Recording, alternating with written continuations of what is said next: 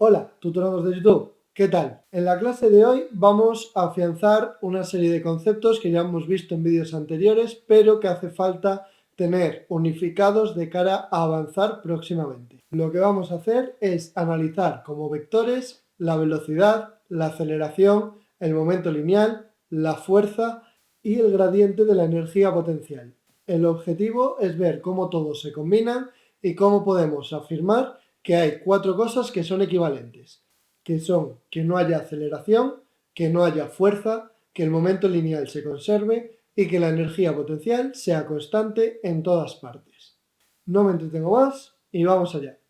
Ya hemos visto en el vídeo acerca de las velocidades radial, de giro y angular que cuando nos vamos a varias dimensiones la posición la tenemos que indicar a través de un vector r, que es el vector de posición, cuyas componentes son x e y que a partir de este vector podemos obtener el vector de velocidad derivando el vector de posición con el tiempo, de tal modo que obtendremos dos componentes, Vx y Vi, siendo aquí Vx la derivada de la coordenada x con el tiempo y Vi la derivada de la coordenada y con el tiempo. Por otra parte, del mismo modo que podemos obtener así el vector de velocidad, podemos obtener también el vector de aceleración, que sería la derivada del vector velocidad con el tiempo, y tendría sus dos componentes, aceleración componente x, aceleración componente y, siendo la aceleración x la derivada de Vx con el tiempo y la aceleración y la derivada de Vi con el tiempo.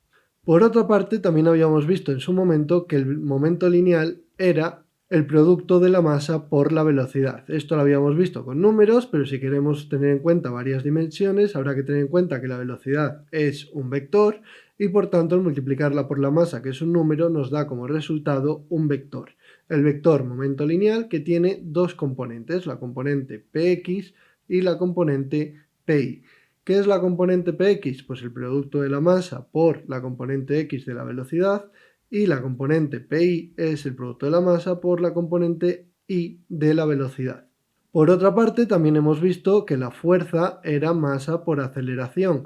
Ahora que tenemos que tener en cuenta que la aceleración es un vector, la fuerza también tendrá que serlo y será igual a un vector de dos componentes, fx y fi, donde fx será el producto de la masa por la componente x de la aceleración y fi será el producto de la masa por la componente y de la aceleración.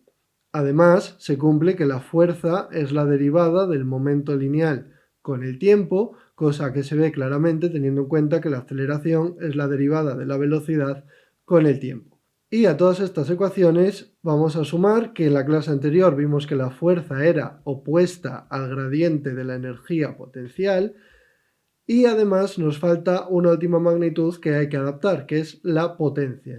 En su momento, cuando dimos potencia, habíamos dicho que era el producto de fuerza por velocidad, pero si ahora tenemos en cuenta que la fuerza es un vector y que la velocidad es un vector, esto de aquí se trata de un producto escalar, es decir, habría que ir sumando el producto de cada una de las componentes de la fuerza y la velocidad para obtener la potencia.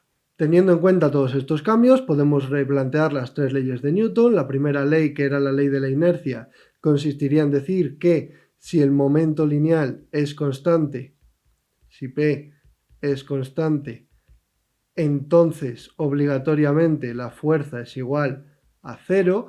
La segunda ley sería lo que acabamos de escribir, que es que la fuerza es la derivada del momento lineal con el tiempo y por tanto es el producto de la masa por el vector aceleración. Y la tercera ley, que era la ley de acción y reacción, se puede entender a partir de la segunda, igual que la primera.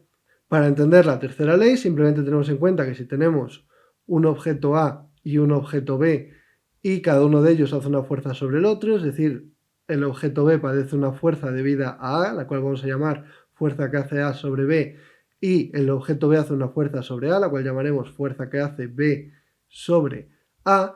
Si nosotros analizamos este sistema formado por A y B como un total y no hay nada que interactúe con A y con B, como no hay ninguna fuerza externa, el momento total se tiene que conservar. Es decir, el momento inicial de A más el momento inicial de B tiene que ser igual al momento final de A más el momento final de B. Esto se traduce en que el momento total no puede cambiar y por tanto tenemos que la derivada del momento de A con el tiempo más la derivada del momento de B con el tiempo tiene que ser igual a 0. Es decir, el cambio que padezca el momento del sistema A más el cambio que padezca el momento del sistema B se tienen que cancelar para que en total el momento no haya cambiado. Y esto se traduce en que la fuerza que padece A y la fuerza que padece B tienen que ser opuestas, ya que la derivada del momento es igual a la fuerza. Por tanto, lo que tenemos aquí es que la fuerza que hace B sobre A más la fuerza que hace A sobre B tienen que ser iguales a 0. Por cierto que aquí me había dejado una flecha.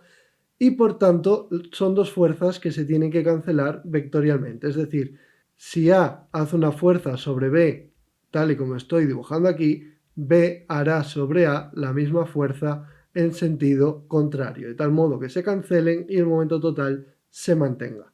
Y por último, un aspecto importante a destacar es de qué depende que se conserve la componente X del momento y de qué depende que se conserve la componente Y y de qué depende que se conserve el momento lineal en general. Vamos a partir de la energía potencial. Supongamos que tenemos una energía potencial que depende solo de X, es decir, que no depende de Y. Cuando calculemos la fuerza, como la fuerza es menos el gradiente de la energía potencial, su derivada parcial con Y va a ser 0, ya que no depende de Y. Entonces la fuerza va a ser simplemente menos la derivada parcial de la energía potencial con X y 0. Es decir, si la energía potencial no depende de Y, no va a haber fuerza en el eje Y. ¿Por qué? Porque la fuerza indica hacia dónde se reduce la energía potencial. Si la energía potencial no cambia con Y, no hay ningún motivo para que la fuerza apunte ni hacia arriba ni hacia abajo. Por tanto, esa componente va a dar 0 y la fuerza solo va a apuntar en el eje X, que es donde la energía potencial cambia, apuntando siempre hacia donde ésta se reduzca.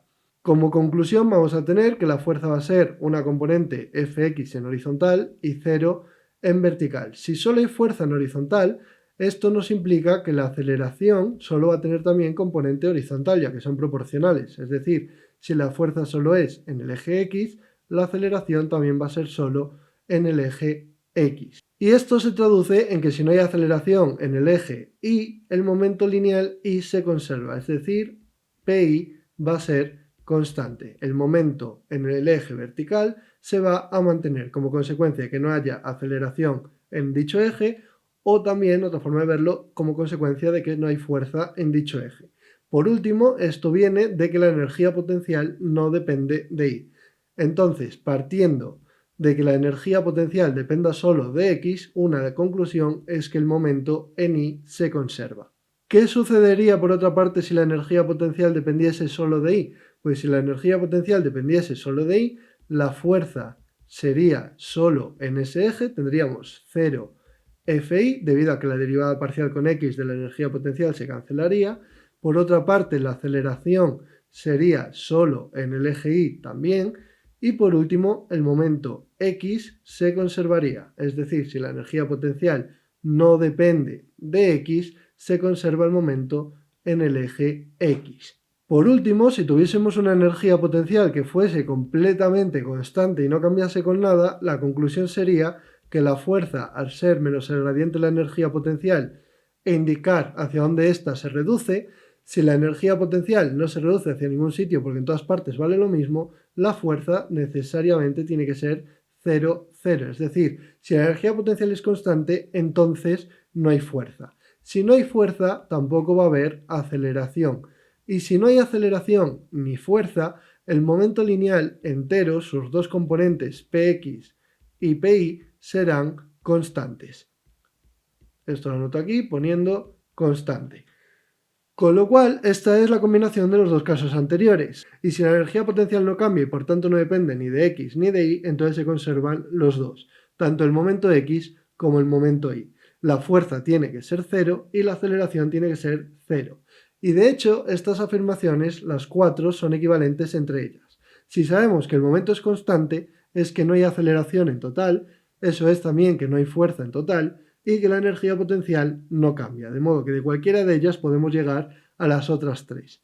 Y esto sería todo por hoy. Como decía al principio, se trataba de una clase recopilatoria y de afianzar ideas. En la siguiente clase hablaremos de qué son las energías potenciales centrales, qué son las fuerzas centrales y por qué son importantes.